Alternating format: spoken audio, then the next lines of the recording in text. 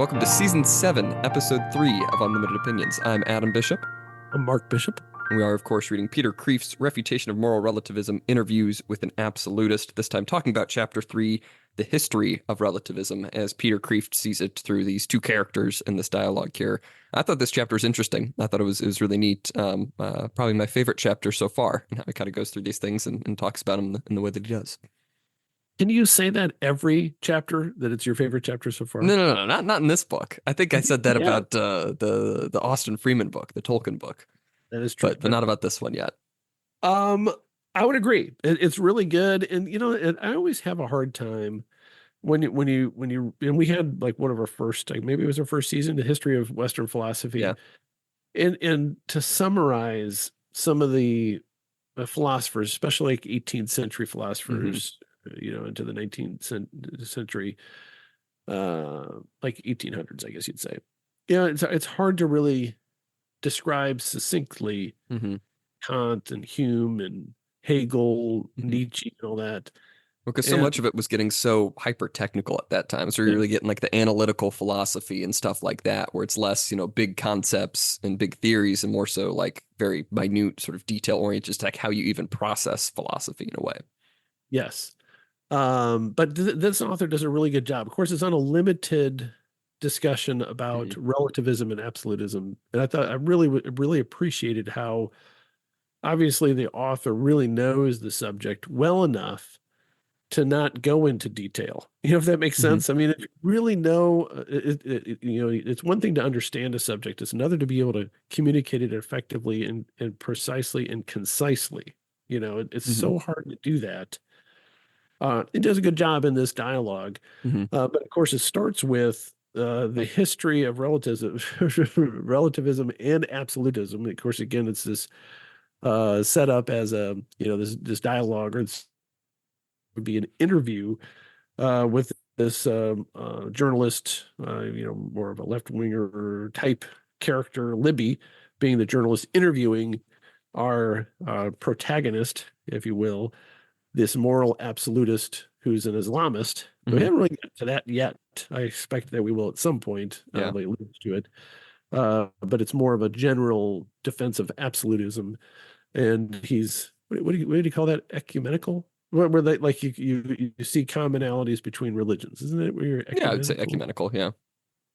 Yeah. because he mentions Christian philosophers and Jewish philosophers and philosophers of studying Islam generally agree on some of the major hmm type positions with regard to absolutism and relativism, hmm which is relativism is wrong. But I like how he starts, like it just says, well, there is really no beginning for absolutism, and hmm it's so traditional, and we saw that when we were going through, what season was it, with the mythology. That's Um, season 2. Yeah. yes, there's certain traditional beliefs about what is right and what is wrong, hmm and that there are and some of them are a little different, but there's definitely a cultural, traditional, whatever it is, in what region you are for that society.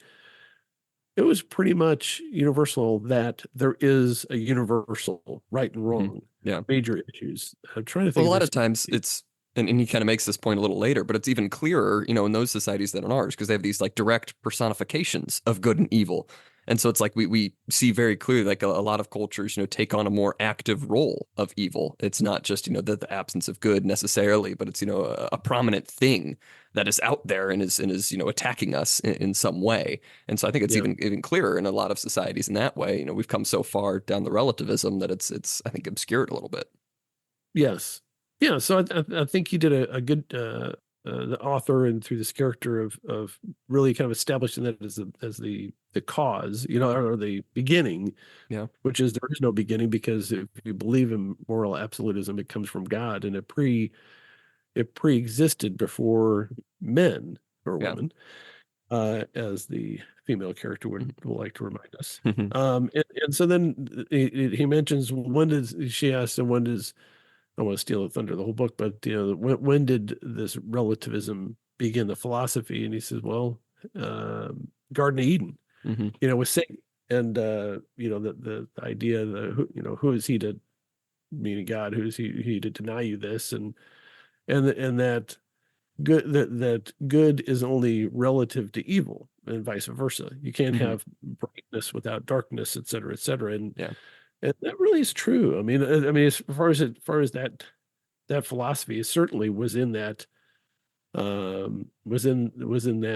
description of the Garden of Eden. I Yeah. mean, what are your thoughts about those? I kind of Yeah. monopolized a little bit. No, that's good because I like the way he frames it too. To read from the book here, I'm on page 37. When Esau's the absolutist is sort of describing the devil's philosophy, he says, "Did God say that in the day you eat of the forbidden fruit you will die? I say you won't. God is keeping something from you. Eat this and you will know what it is. You will know God's dark side. The light is relative to the dark, and the dark to the light. Good and evil are relative. You see, so it's like why is God one who can tell you not to do something? Why is God the absolute here? There must be a dark side to God." In that way. And I think that particular line of reasoning, I've seen more and more, really, all over the internet primarily, but people who say, well, God is really the real villain. And that's what the whole, Church of Satan now says. Well, we're just the people who have free will, and, want to exercise our free will. The Christians are just beholden to this God who demands worship and has killed people. You see it all throughout the Bible. He's vindictive, he's vengeful, he's evil, he's just demanding worship all the time. But we know the truth because we can do whatever we want, and therefore that is better than the God who says don't do these things. I really like Satanists, um, because What do you they're mean? honest. They're honest Mm. that they have a religious belief. Mm. And even the author kind of alludes to this religious fervor and moral relativism. Mm-hmm.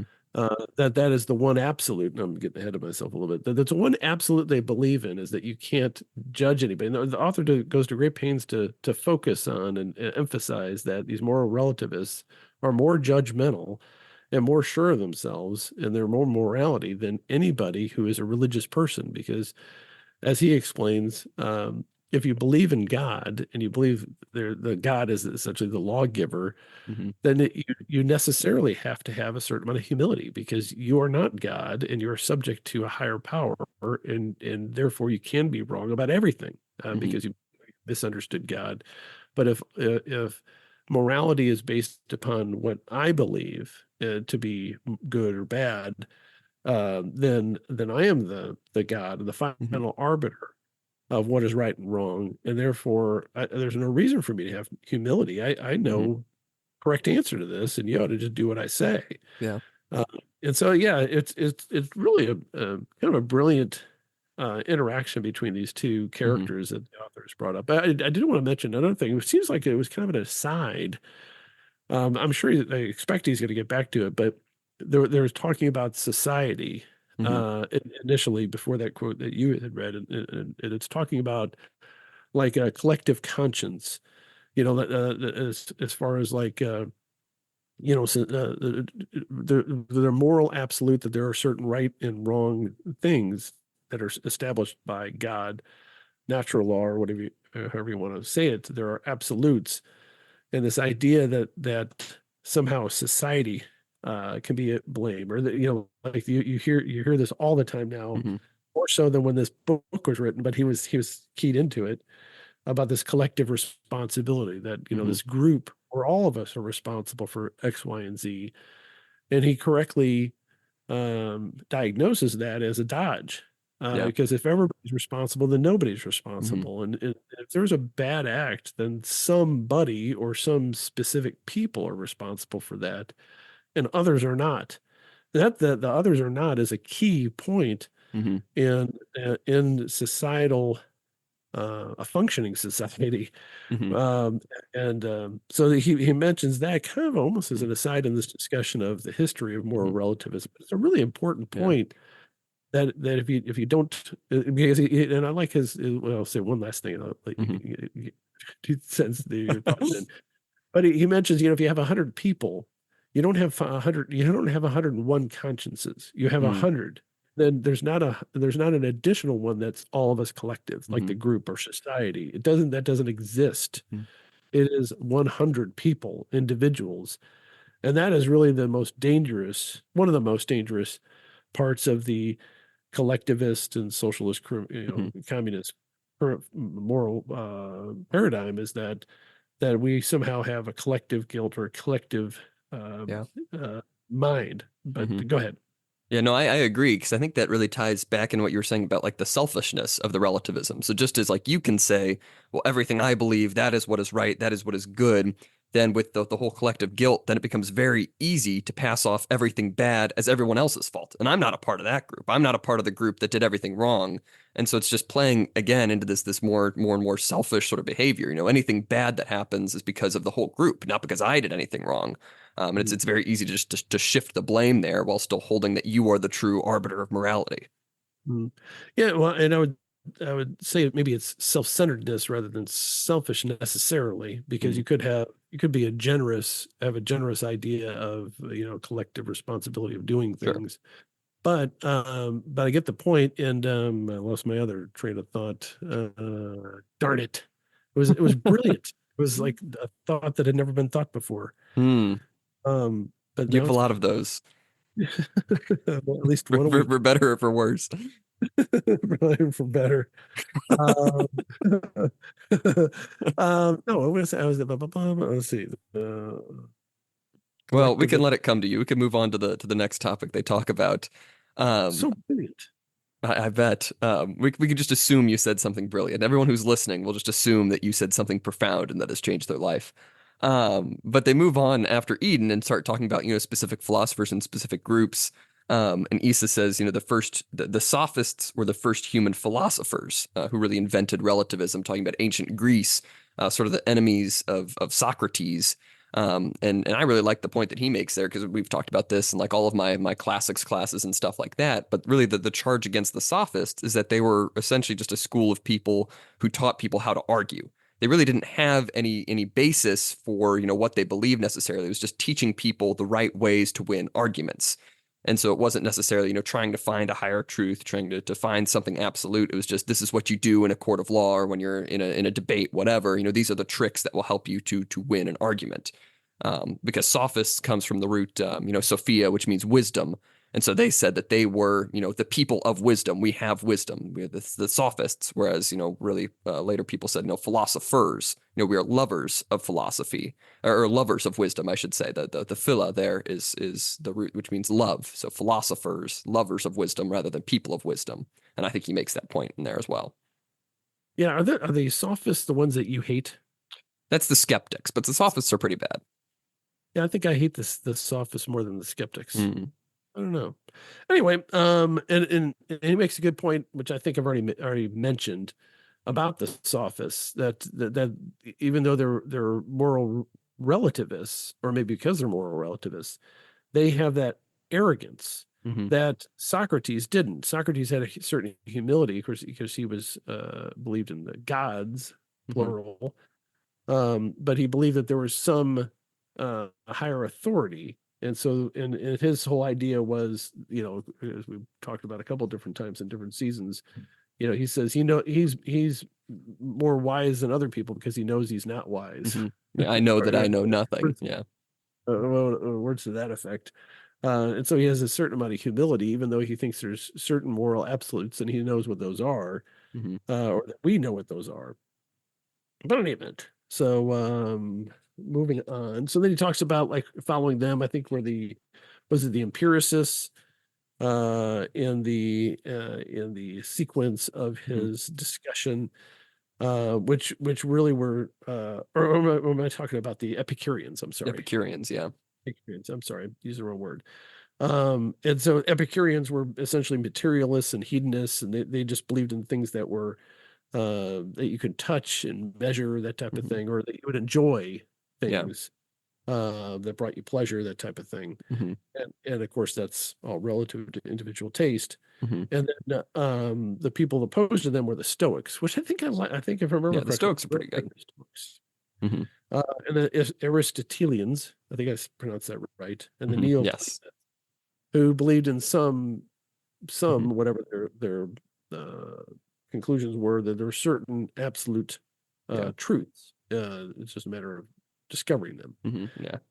Um, And Because then it's through he through the Neoplatonists that we kind of get into Christianity eventually, and I think he kind of talks about that a little later. But with the idea that there are, those forms, which I know you've sort of ranted against the forms in the past, the Platonic forms or Platonic ideals, that there's some sort of concept out there which we derive our actual concepts here on Earth from. There's some sort of perfect ideal form of something that lets us know what something is. There's some absolute out there that we are always striving to recognize, to learn. Yeah, I don't know that I always rail Mm. against that. I think I might use those from time to time. Mm. It depends how you define them or how you look at it. Yeah, I remember Uh, you were pretty harsh on him. I think back in season one, which was like 3 years ago now. But I think you were pretty heavy against him. well, it depends on my day, on my mood that day. So then he does mention like other philosophers. He mentions, I'm appreciating the Middle Ages more and more. Hmm. In my youth, it was always like, oh, those are the dark ages, the dark times. Hmm. But when you really look at like the philosophers of that time, it wasn't as active or revolutionary. It wasn't a revolution, counter-revolution, or this philosopher came up with this theory and then somebody else defeated them. It just seemed like they kind of just really just did a good job, you know, and just kind of kept it moving, Hmm. difficult times. And then, I have such a much greater appreciation for their architecture at the time too. Hmm. But then he talks about he kind of just skips over the Middle Ages pretty much, I Yeah, think. for And the then he talks most part. Peter Abelard and the Occam. It really talks about Occam's nominalism Hmm. being corrosive, and I hadn't really thought of that before. Oh yeah. Thoughts about the Occam's nominalism and how terrible that path that led us down, or something. Yeah, I have a lot of thoughts about nominalism because that's essentially Yeah. the reigning dogma of linguistics now, is that there's Mhm. really no higher truth to anything. Every word is just it has its definition because we all agree on it. It's very much like a sort of democratic idea of language, and that we've all just sort of vote for the meaning of a word by using it in that way. There's no real higher absolute truth to anything. Everything is just a name that we've come up with. It's really sort of meshed along with the sort of I think a lot of LGBT stuff as well. That there's Mm. really, anything is just a name. The social construct stuff is what I'm meant to say. Is like, everything's just a social construct. We just made up everything. Gender only means something because we all agree on what it is, and everybody's definition is valid. And I think that's really, along with just general relativism as well. I think nominalism is also one of the more dangerous ideologies out there. Because if you deny the objective truth even of language, you're sort of denying that we can even, agree on anything. Yes, well put. Thank you. I appreciate it. Well, and I think he even talks about. I think it was a little bit later. There's a little quote I had in here that I thought you really would enjoy, where he talks about the necessity of language and how Mm-hmm. important it is uh, to really have some sort of moral belief and a structure of where is it? Mhm. Oh, it I comes think it's later when he's talking about Nietzsche. I mean, he says like even Nietzsche recognized that to kill God. I think the quote is something like, "To here it kill is. God, I you got have it. to kill grammar." Um, Yeah, grammar is a traces of God and creation and mm, form and objective truth and order in language. mhm. Interesting. Because I think Yeah. what a lot of people, fail to recognize now is just by like having definitions in language means that we all have an understanding of that higher concept. We all know what a dog is because we know that there is a concept of dog that we all rely on. It's not because we all just agree on it. It's because that there is a thing upon which that name is based on, right? It's not just we've just come up with these names and come up with these concepts. It's that we see the concepts and we've applied the names to them. It's like a backwards approach now. That's just saying the name is all that's important. We just agree on it because it's a name we all agree on. It's very circular, I think. Um, Yes. Yeah, agreed. And it just invites all sorts of mischief because it really is the idiot's guide to language and spelling. because it's like well, that's I'm writing in the vernacular of my people and how I was raised. mm, Well, your parents were, your father's absent and your mother's illiterate. So we're not going to follow you down that path of Mm-hmm. spelling things wrong and incorrect meanings of words. Mm, A- And so that in the relativist cannot understand or mm-hmm. comprehend a system in which there is an authority that Mm-hmm. says you are wrong, Yeah. period. Mm-hmm. And it's abhorrent to them to say, well, who are you to tell me I'm wrong? Mm-hmm. Well, the person who is right.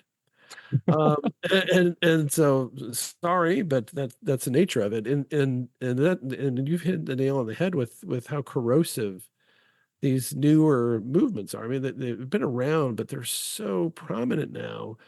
And I don't know how to reform academia at this Mm, point if they can't even agree that there have to be standards, yeah.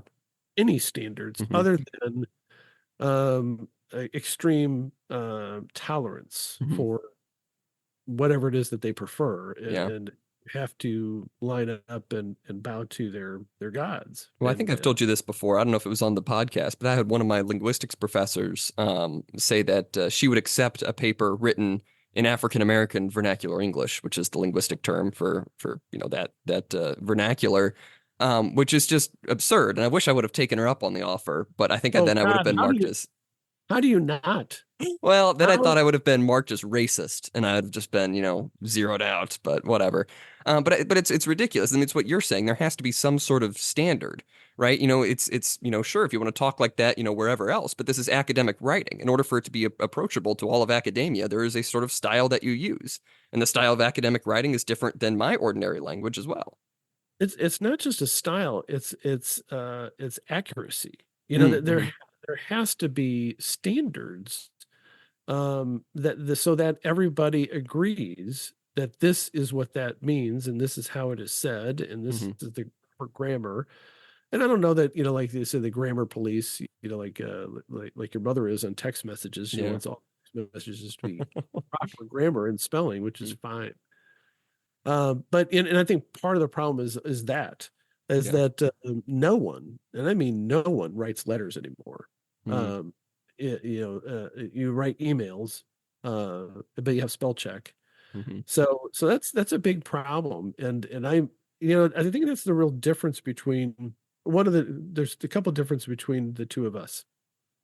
One is you're much more hardworking, especially well in your studies. I mm, had a certain work ethic with regard to work, which I think was, I'm not saying it's better. I think it's like, did work hard, but other things that I wanted to work on. And yes. secondly, I would not be able to resist. I would almost be compelled Mm, to have written a paper in what would be considered to be African American vernacular, which that very description I think is racist. yes. And really insulting to hmm African Americans in its own way.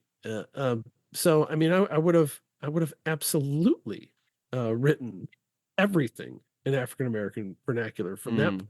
point on, including any emails, correspondence to that professor.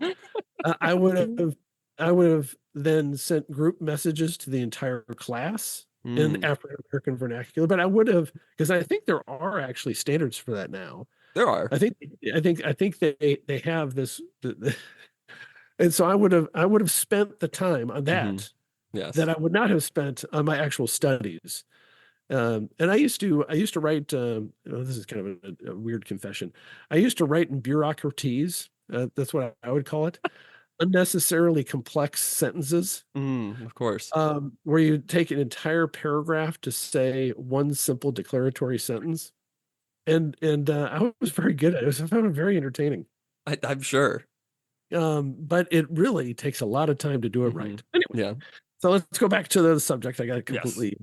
So where were we at? We were We're talking talking about about Occam and Razor, mhm. and how he kind of opened up this modern day relativism. You want to Yeah, share because your thoughts on that? yeah, I like his point here. I never thought about it like this, but Occam's razor, the principle that never multiply entities beyond necessity, always choose the simplest answer to things, which I always thought was, a good philosophy to have generally. But he makes the point that that essentially ends up like cutting God out of the equation. Because the way a Right. lot of medieval thinkers thought about it is, well, you can have two causes for something. You can have a natural cause within the world and also recognize that God is behind that natural cause. But then Mhm. with Occam, you end up just cutting out God entirely. You know, choose the simplest one, always choose nature, always choose this. And you end up cutting out sort of an idea of an objective truth beyond just what we physically see in the world. And I never thought about that, but I think it's a good point that he makes, that you sort of cut off, the two possibilities. It reminds me a lot now. People are like, well, you can't have God within science. Science eliminates God, and that's not how Christians think at all. At least most Christians, is that they don't cancel Right. each other out. You can have faith and science coexist and recognize that science adds to the glory of God. That's something a lot of people assume incorrectly, is that we're just anti-science if you believe in God. You're an idiot. You're some sort of backwards fool if you believe in God at this point. Yes. Do you have any other thoughts on Occam's razor? No, very well put. Yeah, because like the authors through his characters explains, sometimes it is more complicated and Hmm. necessarily more complicated because you can't, and I think he gets into this in a little bit ahead, where you can't arbitrarily limit and say that there are no objective truths in morality. Hmm. Because once you concede that in an argument, then with this, all things are relative to what I believe, as it comes to moral values as opposed to, physical senses, Hmm. then it does justify a moral relativism. Yeah. And you cannot concede that there isn't some objective first truths associated with morality and ethics. Hmm. I agree. They then get into this kind of discussion, which I thought was interesting, is sort of going back to Socrates a little bit, but the question of, is a thing pious because it is loved by the gods, or is it loved by the gods because it is pious? So sort of which precedes the other, after they talk about Occam's razor, which sort of cause is more important. And he ends up making the case that, you don't have to have one or the other. It's both at the same time. It is good Right. because it is intrinsically good, and that makes God love it, or vice versa. There's no making one or the other. It's essentially it's always intrinsically good, and God loves it, or it is pious for that reason. Right, because they're not exclusive. Yes. It's a false choice. It is Hmm. both. Yes. Yes. And so then we want to talk about the next thing they discussed after Occam's razor is about, well, he calls the enlightenment the endarkment, which I thought was a pretty term, because that was the exaltation, as he calls it, a reason over faith as an absolute, that you should focus on pure reason Hmm. as your God, which is Descartes, I think, therefore I am, Yeah. opposed to God created me. And then empiricism, which I used that term wrong earlier. I Hmm. was thinking Epicure.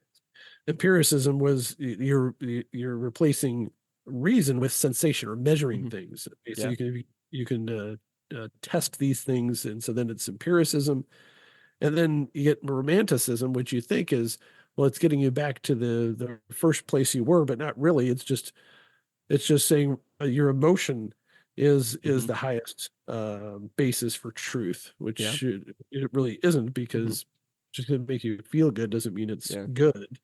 And And you can sometimes, kind of see like the progression farther and farther away from that absolute truth there. Because I mean, at least with Descartes, the reason, at least Descartes recognized that you have objective reason because of God. There is at least some amount of faith in there. God gives us reason.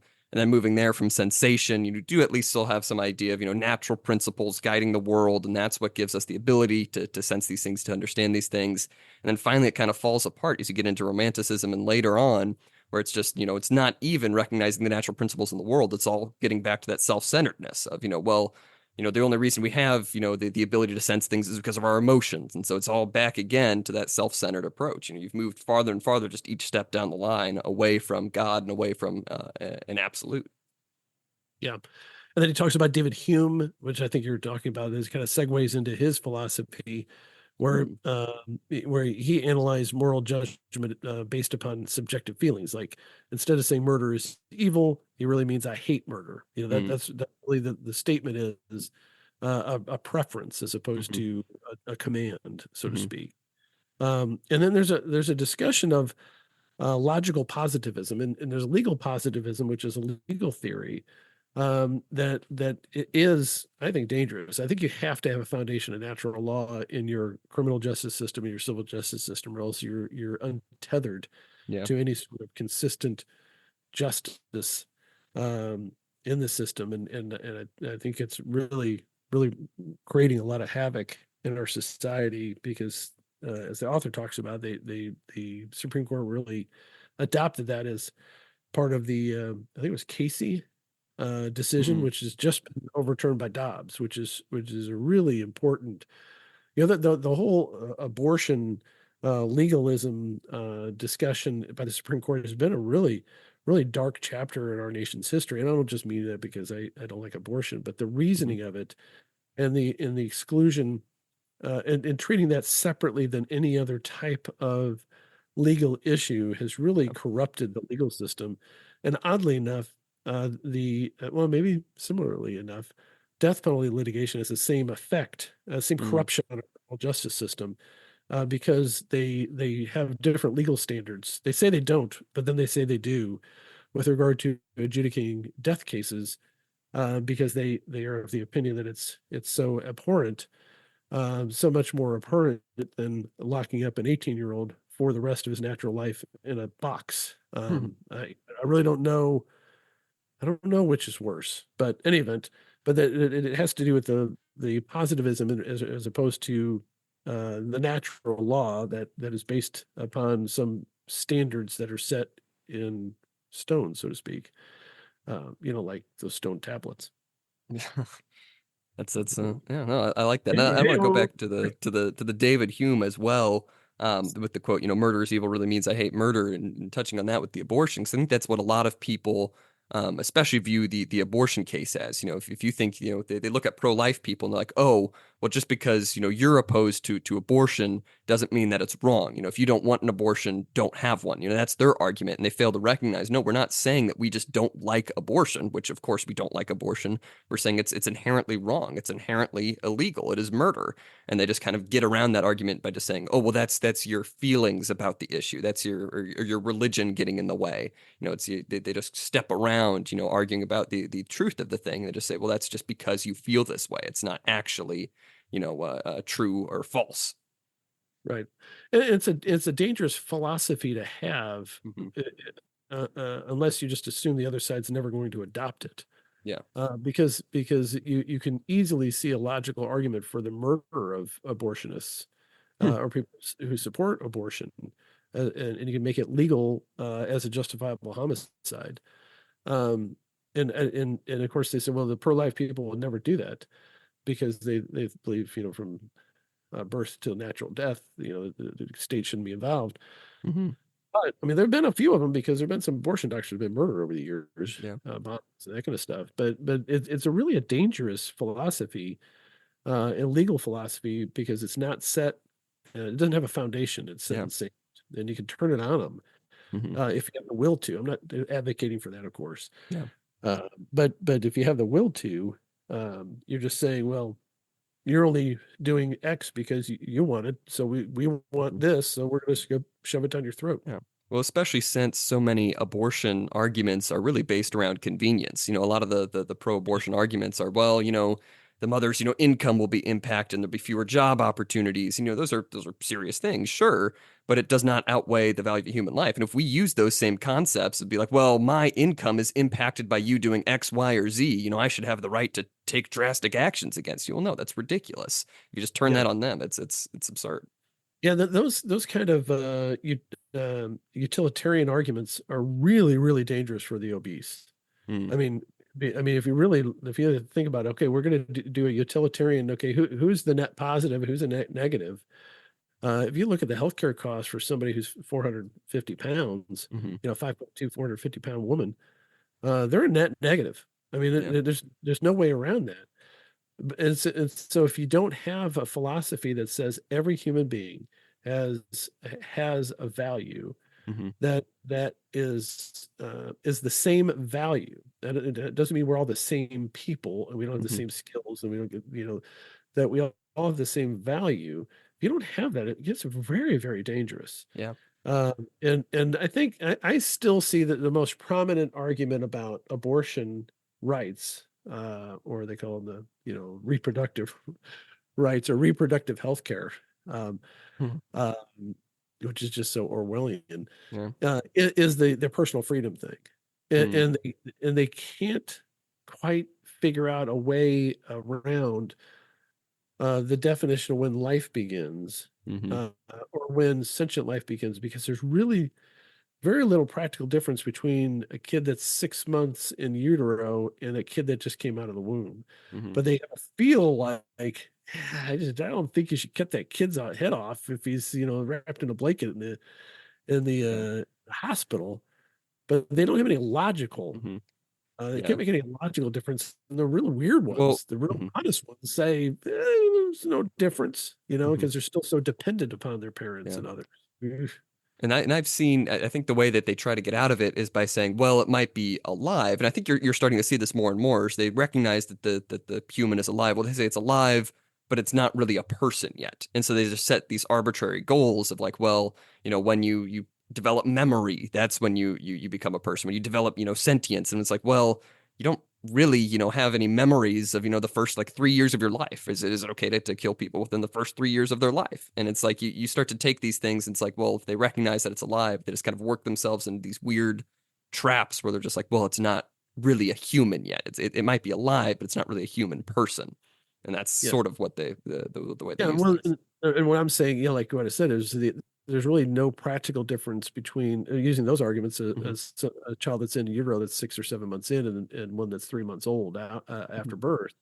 And then you run into all sorts of problems with the disabled, Yeah. fully disabled. You run into problems with anesthesia. Hmm. And are you still a person if you're Yeah. under Well, anesthesia?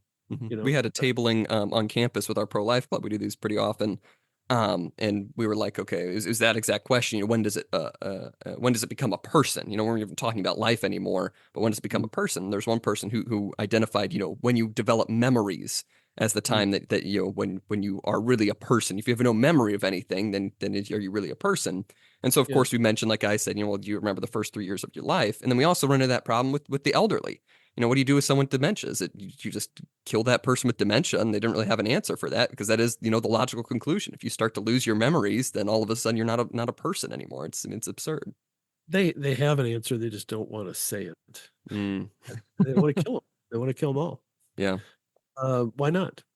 yeah, There's no reason not to kill somebody who has memory problems. hmm, Um, again, it's going to be utilitarian arguments, and why not? Because they're net yeah, negative.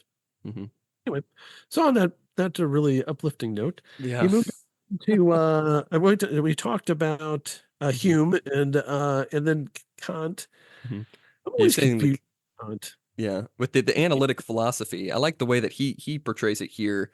He says analytic philosophy has an axiom and assumption that there's a radical distinction between facts and values. So there might be Oh some yeah, objective facts, but values are not objective. And kind of your thing about your opinion can be wrong. Um, but he goes on to say, it's no one in the 18th century and none of the time before that would have understand the stupid saying everyone says today, "Don't impose your values on me." We all right. recognize that we have values that we're always trying to enforce on others because we believe our values to be, 100% correct. And it's like we don't live again this, neutral space. And, people recognize that, up until with the rise of really trying to separate, facts from values, saying that there is no objective, right or wrong. There might be facts about the world, but these value judgments are 100%, arbitrary or differ between person to person. And that the crew that says don't put your values on me, and live and let live, Hmm. were all refuted by the killing of George Floyd, because boy, they were imposing their values Mm. upon that situation with literal religious fervor. Yeah. For George Floyd, may his memory always be praised, and all that stuff. I Oh feel like boy. blessed be upon him, Mm. Saint George Floyd. Um, but because if you dared to say, yeah, maybe you should have just complied, and Yeah. that Hmm. usurper, usurper, get him. And I think, you were, obviously alive during that period of time, but as a Mhm. teenager, I don't think you really knew the extent of the coercion that Mm, was going on throughout society. yeah. And it really was spooky, especially Mhm. because it was right in COVID times, which I think drove everybody crazy. Yeah. You had medical professionals actually make an exemption, publish a letter to the public signed by hundreds of doctors saying, no, you don't have to do the COVID shutdowns because this social justice is more important than your health. Mm, Uh, and so that I thought that was going to break the COVID lockdowns, but it yeah, didn't. but didn't. There were people Yeah. all I mean, over the place. But mhm. I wasn't too keyed in on everything happening at that time, but I do remember, even in high school, you had people putting like the black squares on their Instagram or whatever, these signs. Well, I stand with the thing, and at least where we were, you didn't really have as much pressure, I don't think, at least among my class and stuff, to like, oh well, if you don't do this, you're a bad person. But you definitely saw people being praised for it, among certain circles, like, oh, well, good job for standing up for this, for standing up for the. What, you just put a black square on your Instagram, but it's like that idea that religious fervor about these things. It's like you have to display the sign that you are with the group, or if not, then yep. you're some sort of horrible, terrible person. Again, I didn't really see much of that where I was, but I know it was out there. If you don't support this, then you're awful. You're terrible. And I don't know if the author's going to, it kind of alludes to it in this chapter. I think he's going to get around to it. But well, he does kind of say it well, he does say it on like page 47. That there's one non-negotiable absolute is their relativism. Hmm. And they're so obnoxiously assertive about their values being asserted against everybody else. And really, I don't know if there are any moral relativists when you really get down to it in practice. Yeah. When you really talk to a moral relativist, what they're saying is that they're saying, well, your beliefs are all relative, Hmm. but mine are true. Yeah. You know, Your beliefs are and relative to my correct beliefs. correct, right? Hmm. And when you really delve down to them and you really talk to them, if you really have the time or the patience to deal with somebody who's an admitted, they won't maybe not use the term moral relativism, Hmm. but when you really talk to these people, they're always left of center, almost always. And they'll say, well, you do you, I do me. But then you say, Hmm. abortion, Yeah. you say death penalty, yeah. Hmm. You say, George Floyd or police brutality. And Yeah. of course, there are all sorts of turned around on the police brutality Yeah. thing. And But that's the point he makes, I think, really well here in pages 46 and 47. After they talk about, we've kind of moved, values beyond, an objective reality. We've made them subjective. We made them, very personal things. The Libby says, the relativist says, well, no, these values still can be public, collective, and social. He says, well, where do they come from? From consensus or cooperation? He says, well, that's right, from men's will. correct. And he makes this point in a very long paragraph here, that now we are just using our own wills to enforce our values on other people. We become a law enforced by force rather than by an objective truth. Now we're saying these things are right because we all agree, and you need to agree with them, not because they're objectively right, but because we have the majority in a way, or we have the right opinions because we all said so. By appealing to each other, by appealing to this force, now we're enforcing our values with others, and you're being just as absolutist as any absolutist would be, but now even more forceful than perhaps they would be. Yeah, and I would go a step further than what the author does because if we take a vote and we all, like a majority, say it's 60-40 on whatever views that they hold, the Hmm. moral relativists, which are generally left wing. So, whatever let's say abortion. So 60-40 pro choice. But then a couple years go by and it's 60-40 the other way. They don't go with the majority anymore. Yeah. They still have beliefs. This is kind of like my point. Hmm. They still have beliefs that are non-negotiable. They're absolutes, and that's really, it's a step beyond what the author's talking about there. Hmm. But it is this, just kind of like petals from the same flower. Yeah, well, there you go. Yeah. Yeah, And I do like his quote here. but Sorry to cut you off, but he says, the very people who say, don't impose your values on me because they're only relative and subjective, then go on to create a society that they say is only man-made, not based on God or natural law. And they say that all values come from man. So society is then nothing but some men imposing their values on others, majorities on minorities, or rulers on ruled, or teachers on students, or media mind holders on the stupid traditionalist masses. I think that's a very accurate point for where we are now. Yes. And even more so than when he wrote this, which I Oh, think was absolutely. 2017, maybe. No, this was Uh, 1999. oh, was it that long ago? I Yes, got it yes. This wrong. is before the year 2000. Yeah, this is Yeah, published in wow. 99. So he He was is, really ahead of the curve. he's a prophet. I know. That's what I've been thinking. I mean, granted, there were, noises about all this stuff for many years. Hmm. True, true. And then he does talk about, he says, he mentions to him that relativism is the only non-negotiable absolute. Hmm. And the interviewer Libby says, really? He says, well, there's actually another one, abortion, which is, which is true, Yeah, which is what I'm talking about. But I think there's a couple more beyond that. But that's yeah, for sure.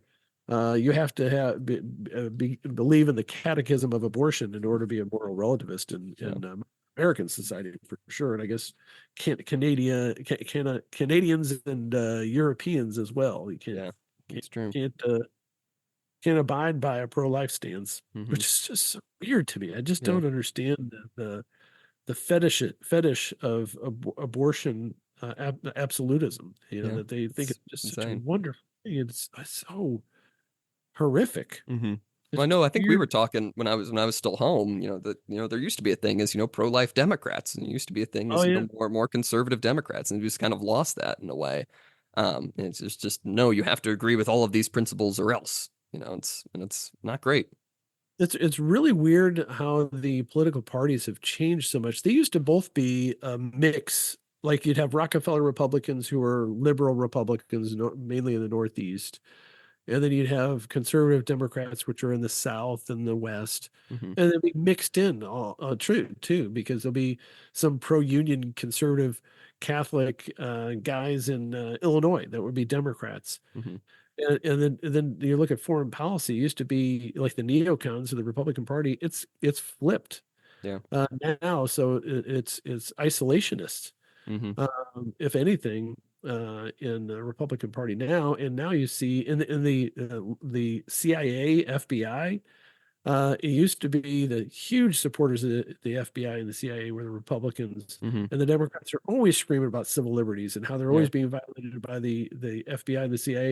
And now the Republicans are like the rank and file Republicans are like, damn, those Democrats are right, and the Democrats are saying, look, we need to get the CIA on these people and sick them. And it doesn't matter. I mean, the FISA courts are just crazy. Yeah. How we literally have secret courts where they can issue a search warrant for all of your electronic communication, which is, as we talked about earlier, is all communication. Nobody Hmm. writes letters anymore, and you will never know.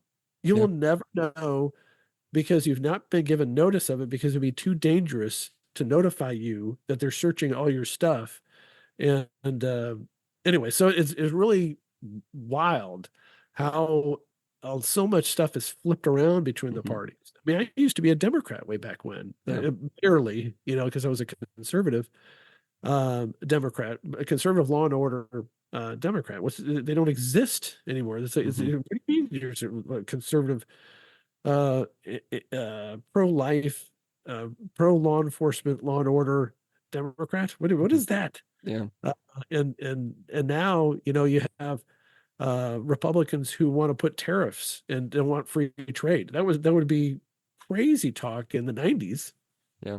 So it's such an accelerated rate, Hmm. and I think that's really causes a lot of anxiety too. But anyway, back to Yeah. our subject, the Yes. relative. Yeah, they Uh, kind of move on, going back to Kant, they acknowledge that they went on a rant there themselves. But he says, yes. Hegel is the one who really takes things farther after Kant, because he says, at least Kant said that there are still some objective things. There are still, the categorical imperative, the logic within ourselves that says, this is still wrong. But he says, there are absolutes, but they are unknowable. They're real, but you can't really know them, can't really know where they come from and stuff like that. And so then Hegel says, well, if it's unknowable, then how can we even know if it's there? Doesn't actually exist. If it's unknowable, why do we even have this concept? And so there, from Hegel, we finally get the full 100%, away from objective reality, from any notion of objectivity, and very very much subjective. Yeah, and that there's like a universal process of Mm-hmm. almost like society's has this evolution over time or Mm-hmm. progress over time. And so therefore even truth changes over time Yeah. because society's understanding of truth, because we become much smarter now and have more knowledge and things and stuff. So even the concept of God would evolve because Hmm. it's societal, almost like a societal construct, Hmm. which again is just crazy talk. Yeah. Uh, I mean, why even believe in God Yeah. if it's just what we create? But Hmm. whatever. So then it talks about the existentialists and Kierkegaard, and then and how they don't have any sort of foundational beliefs, that everything's just an abstraction. Hmm. Uh, that the universals, including moral universals, are just an abstraction. Hmm. Uh, Well, they reject abstractions. They reject that those are things in and of themselves. That they right. say that these moral universals, these abstractions from reality, everything should just be what we experience. Everything is what is in existence, really. Yes. Thank you. Yes, you're welcome. Yes. Yeah. All right. So then moving on to the deconstructionism, which is really what we've kind of gone past now. We're Yeah. past deconstructionism. They have taken over academia, the Hmm. media, Hollywood, what else? Newspapers. Sure. But I'm enjoying the bloodletting, figurative bloodletting at the LA Times. They Oh, I have haven't heard about that. yeah, a billionaire bought the newspaper, Oh. and he's a leftist. He was in the biotech industry, so he bought it some years ago, not too many years ago, and he's got a left wing 30-year-old daughter, who is complaining during the George Floyd riots Mm. that they shouldn't use the term looting because Oh. somehow it's discriminatory. I mean, and so she's put a lot of pressure on the managing editor of the paper just resigned. They have a whole bunch of layoffs that they're about to do. Mm. And this guy's wife was complaining, I guess about a year ago, was almost crying because every week they're having to write $1 million check to subsidize the operations, Oh which my gosh. I mean, she had to Yeah. bottle up those tears and she could sell them. Hmm. Uh, Well, did you see that Sports Illustrated is dissolving? They fired their yeah. entire staff. Yes, and I talked to your mother about this. Now, your mother, I shouldn't say too much, but your mother is definitely a women's rights advocate, kind of like an old school feminist, Mm-hmm. but without all the weirdness. And so she has particular views about the objectification of women and how it devalues them and their character, which I tend to share. But we were talking about the Sports Illustrated thing, and so my whole argument about that is the Sports Illustrated swimsuit issue, Hmm. which is, yeah, you don't have any idea what kind of cultural iconic uh thing that magazine was. It's a Yeah, this is once just a year nothing by issue. my time. Yeah. This is when you had you had these magazines. Like Time was a huge magazine. They had Hmm. Time, U.S. News and World Report was a magazine, and Sports Illustrated was a legitimate, really good, I think monthly magazine, sports magazine. They had feature stories and stats. It was really, really well written for many, many years. And then they started the swimsuit issue, Hmm. which was just it was their bonus issue, and Mm. that's really what ran their sales up. Yeah. This is before the internet. Okay, Hmm. so this is before the internet. They had these scantily clad models, and they were the most beautiful, the beautiful, or whatever. And so that's they kind of became more known for that than their actual articles. Sure. Kind of like, well, like back in the day, the famous joke was, yeah, I've got a Playboy subscription for the articles. But Playboy actually had articles, Hmm. and they did major interviews. They have a notorious interview with Trump, Oh. which I think you still find on the internet, where he talks about all his affairs and stuff. Hmm. And they had they're kind of like Rolling Stone has done some. Of course, Rolling Stone doesn't have any journalistic ethics. I don't know if Hmm. they ever did, but they're really example now. But any event, so their market, their reputation was this. They had this hot episode, this hot issue once a year, and this recently it's been I don't know because I haven't really seen it, but we're talking about it yesterday. Hmm. That now they have trannies. I Yes. don't know. Can I say that? Can I say trannies? Probably not, but I'm not going to call you on it. Um, transsexuals, transvestites. Isn't that is Well, that the yeah, there you proper go. word? There you go. I think so. I mean, isn't it? I think that's what they are. I mean, they're men dressing up as women. They're Yes, transvestites, right? yes, yes. That's English. It goes Hmm. back to the Latin, isn't it? Yes, Trans and yes, yes, vest. yes, So these transvestites are now yes. putting on these swimsuits Hmm. and dressing themselves up and Yes. pretending to be women, Hmm. and they're Well, like I know cover that the models on the yeah, sport. it was on the cover, and I And think either the year before that or a couple years before that, they also had a big I don't know, controversy with the whole body positivity movement when they had, I was it about just to say that yeah, it was just you, a you just a the market of 20 something 30 something year old men who want to get a Sports Illustrated swimsuit issue do not want it half filled with trannies and fatzos. that's now true. That's true. Now, there's an argument made that you shouldn't have a magazine Yes, it's and true. to look at scantily clad women. I get that argument, but if you're going Yes. to have it and you're going to make it and you're going to sell it, you can't put a bunch of trannies and fatzos in there. I mean, otherwise, what's going to happen? You're going to have nobody's going to buy it. That's true. That is It's true. it's like the analogy I said. Oh yeah, the analogy I said my argument about this. It's like a peanut butter manufacturer switching to sand. Well, here's a jar of peanut butter. When they open it up, it's just nothing but sand. I can't put that on a sandwich. It's like the same thing as putting a bunch of transvestites and fat people in the swimsuit issue. I mean, I'm an overweight dude. Nobody wants to see me in a swimsuit, but I'm not insisting that I be on the whatever men's swimsuit or hot dude calendar or whatever like they have out there for attractive men. I mean, for crying out loud, nobody's going to buy that. That's I don't even. great. I wouldn't want those pictures taken Yeah. anyway. Yes. Good rant So, there. so Uh, going in, so they deconstructed Sports Illustrated yes. because they Hmm. deconstructed the standards Hmm. of beauty and what it means to be a woman. I Yeah. mean, it's complete destruction Hmm. of reality Yeah. And that's what he and says. any standards. Go ahead. And I like his point here in the Segue. top I'm of trying to bring yes. us back into the book. No, that was good. The top of page 51, where he ties it into to language, he says deconstructionism is the explicit denial of the very essence of language, intentionality. That's a technical traditional term for the quality words have that make them meaningful, significant signs that point beyond themselves to objective reality. There is no objective reality to these deconstructionists, no world beyond texts. Texts are worlds and worlds are texts. Again, it's kind of an offshoot of that nominalism where everything's just a word.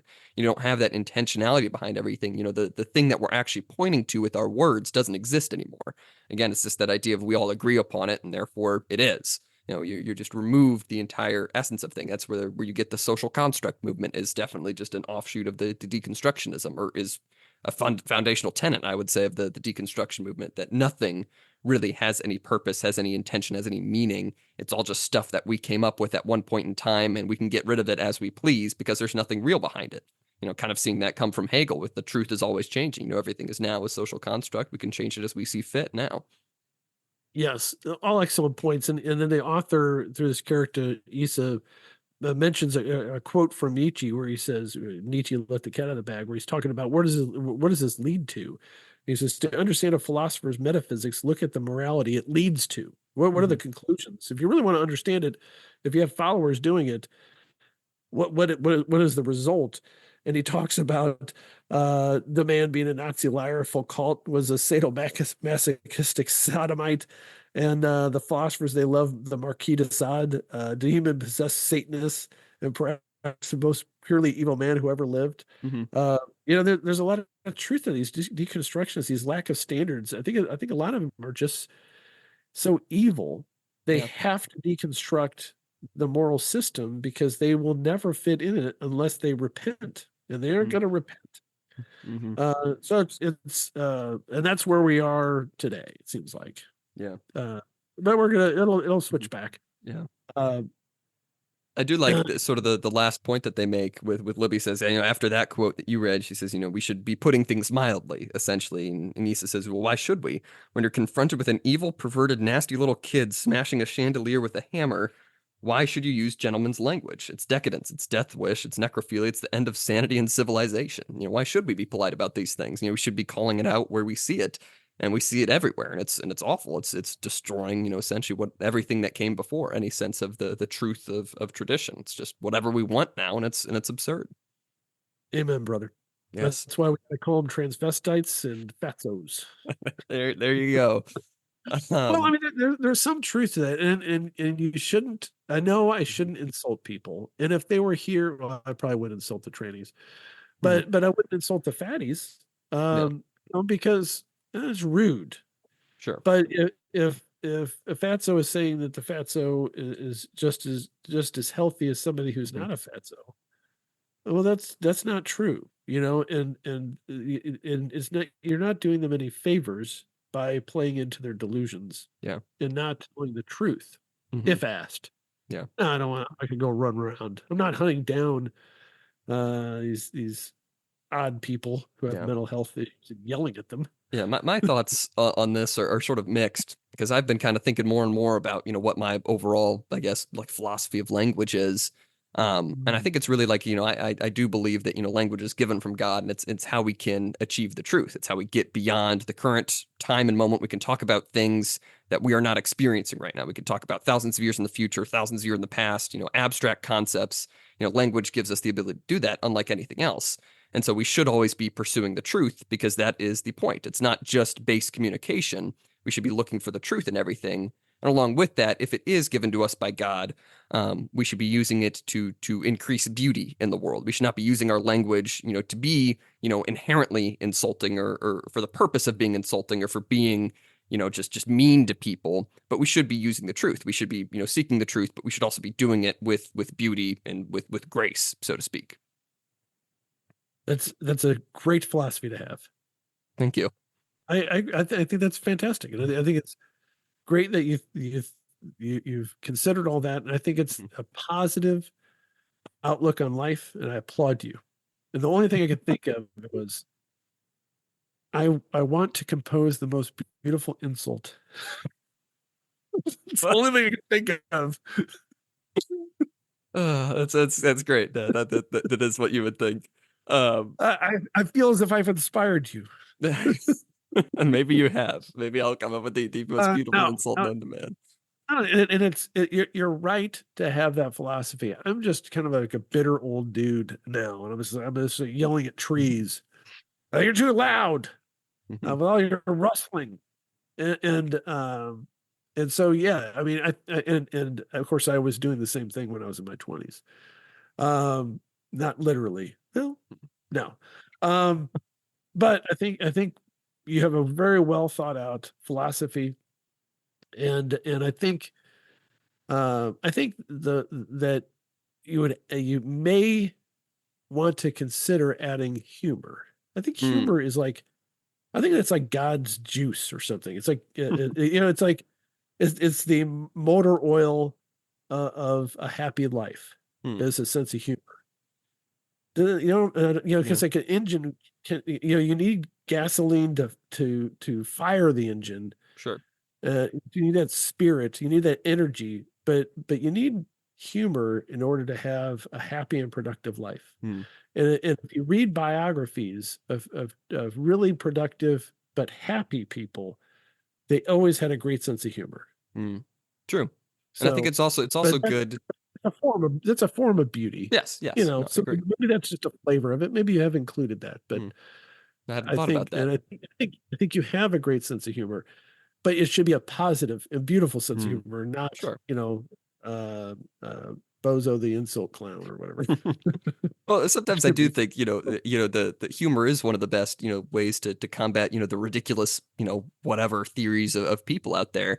If somebody comes up and, says something absolutely ridiculous and is just absurd, laugh at them. I think it is to some degree, I think an appropriate response sometimes. If we're not just laughing at the ridiculous things that people come up with or stupid, things that they said, and, it's just, I think it's a good way to combat it.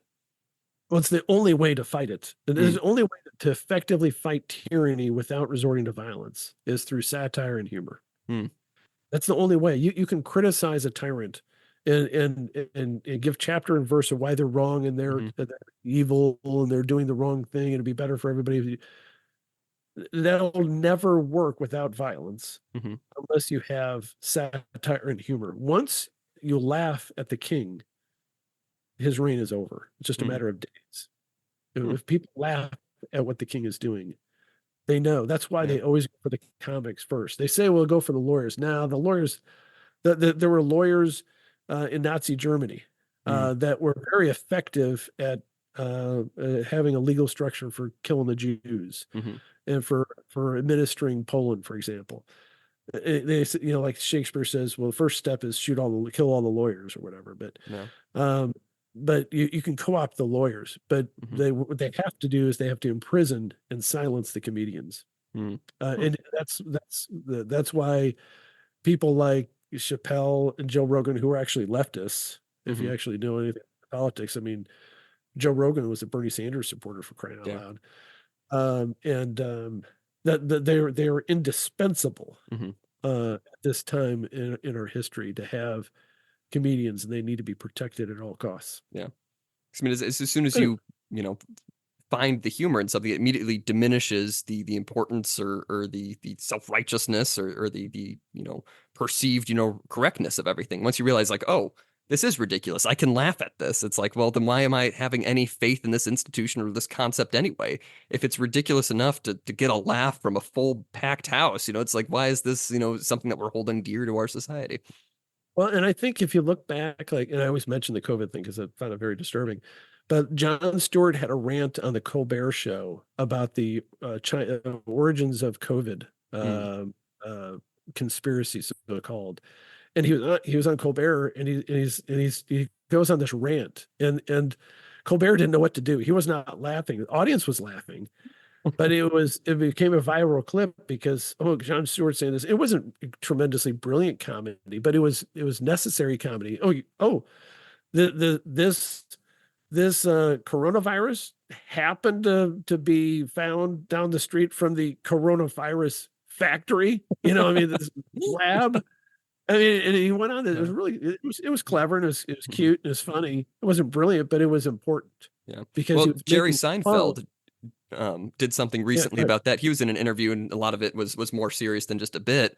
But the interviewer asked him, well, in your comedians getting coffee in cars or whatever the name of his show is, it's like it's mostly white people, blah blah blah. And he starts to ask his question, and Seinfeld cuts him off. He's like, that's ridiculous, whatever. And he says, look around you, look at this crowd. And it's a live interview with the audience, all white people, all 100% white people.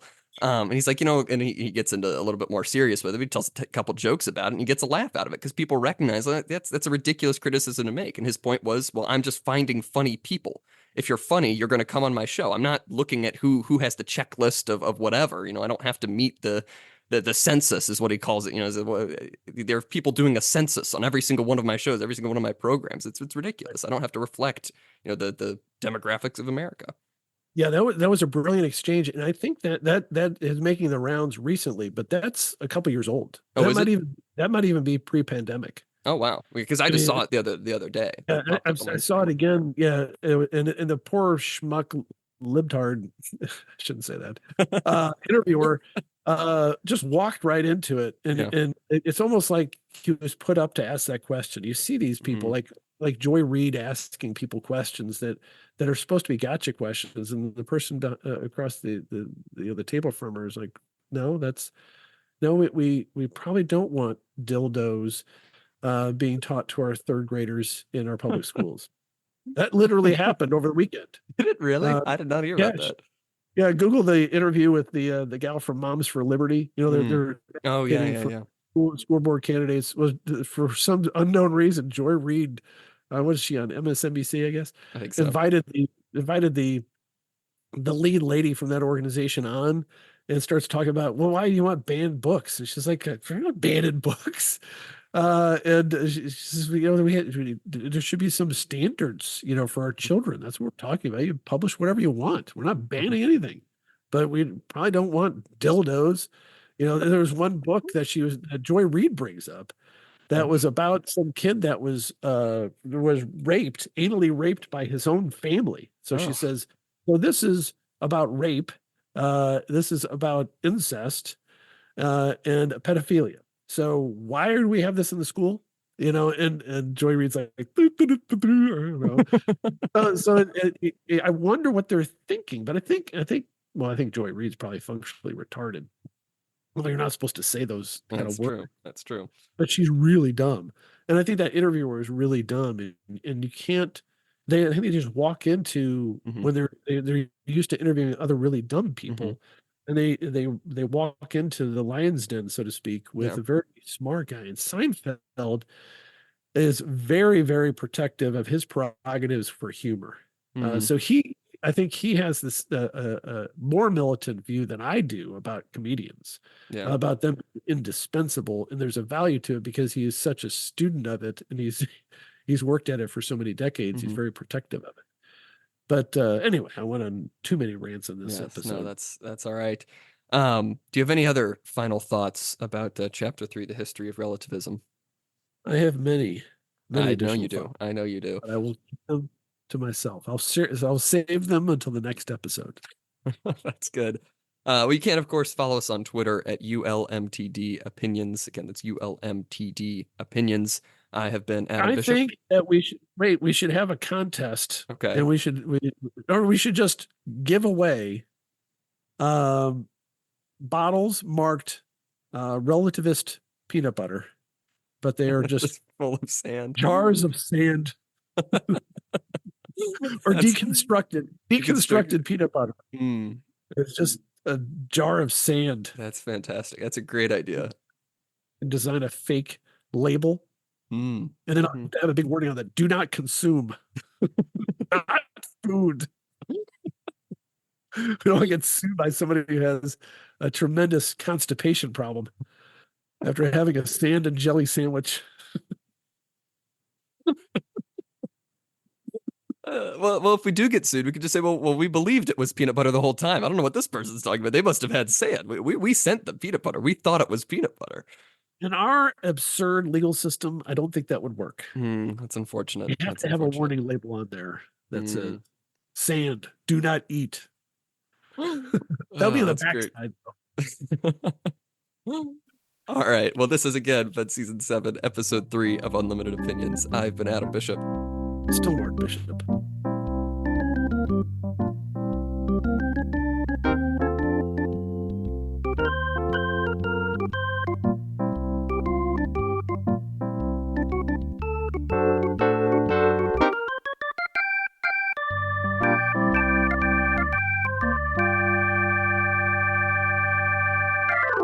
Maybe we want some peanut butter now. Do you want some sand peanut butter? I would prefer not sand peanut butter. I think I'm gonna have to start designing a label. That's a great idea. Unlimited Opinions peanut butter, or Unlimited Opinions deconstructed peanut butter. Mhm. And then on the back side it says sand, do not eat, not food.